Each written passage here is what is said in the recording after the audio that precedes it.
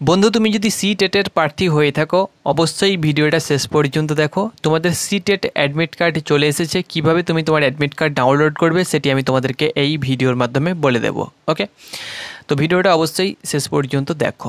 প্রথমত তোমাদেরকে বলে দিচ্ছি, সিটেট অনলাইন অ্যাপ্লিকেশান শুরু হয়েছিল 7/3/2024 থেকে এবং অনলাইন অ্যাপ্লিকেশান লাস্ট ডেট ছিল 5/4/2024। লাস্ট ডেট অফ পেমেন্ট ছিল 5/4/2024 পর্যন্ত পেমেন্ট করতে পেরেছিলে। লাস্ট ডেট ছিল অ্যাপ্লিকেশান ফর্ম কারেকশানের ডেট ছিল, অর্থাৎ তোমার ফর্মে যদি কোনো ভুল ত্রুটি হয়ে গিয়েছিল তাহলে 8 থেকে 12 তারিখ পর্যন্ত তোমরা কিন্তু করতে পেরেছিলে, 8 থেকে 12/4/2024 পর্যন্ত।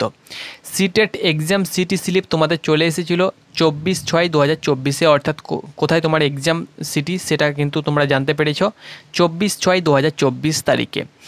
Date of issue of admit card, তোমাদের অ্যাডমিট কার্ড যেটা সেটা 5/7/2024 তারিখে তোমাদের চলে এসেছে, অর্থাৎ আজকে তোমাদের অ্যাডমিট কার্ড জারি করে দেওয়া হয়েছে। কিভাবে অ্যাডমিট কার্ড ডাউনলোড করবে সেটিও আমি তোমাদেরকে বলে দিচ্ছি। 7 জুলাই তোমাদের পরীক্ষা, অর্থাৎ পরশু কিন্তু তোমাদের পরীক্ষা রয়েছে, সানডে রবিবার।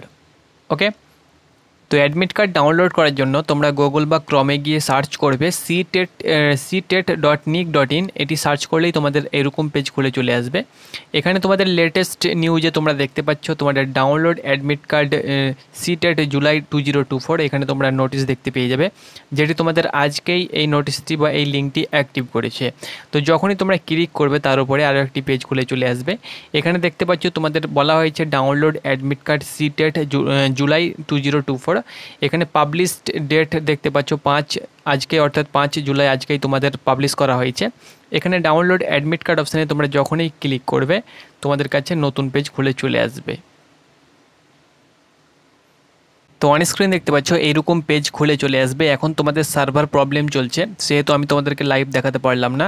তো এখানে তুমি তোমার অ্যাপ্লিকেশন নাম্বার তুমি দিয়ে দেবে এবং ডেট অফ বার্থ দিয়ে দেবে এবং যে এখানে ক্যাপচার দেখতে পাচ্ছ এই ক্যাপচার এখানে তুমি দিয়ে দেবে। ওকে, এবং সাবমিট যে অপশান দেখতে পাচ্ছ এই সাবমিট অপশানে তোমরা ক্লিক করবে। যখনই সাবমিট অপশানে ক্লিক করবে তোমাদের কাছে সরাসরি তোমাদের অ্যাডমিট কার্ড চলে আসবে। সেটিকে তোমরা PDF আকারে ডাউনলোড করে তোমরা সেটাকে প্রিন্ট আউট করে সেটা নিয়ে যেতে হবে এবং তার সঙ্গে সঙ্গে তোমাদের ID প্রুফ হিসাবে কিছু ডকুমেন্টস নিয়ে যেতে হবে। তোমরা অ্যাডমিট কার্ডে দেখতে পেয়ে যাবে কী কী তোমাদেরকে ডকুমেন্টস পরীক্ষা সেন্টারে নিয়ে যেতে হবে।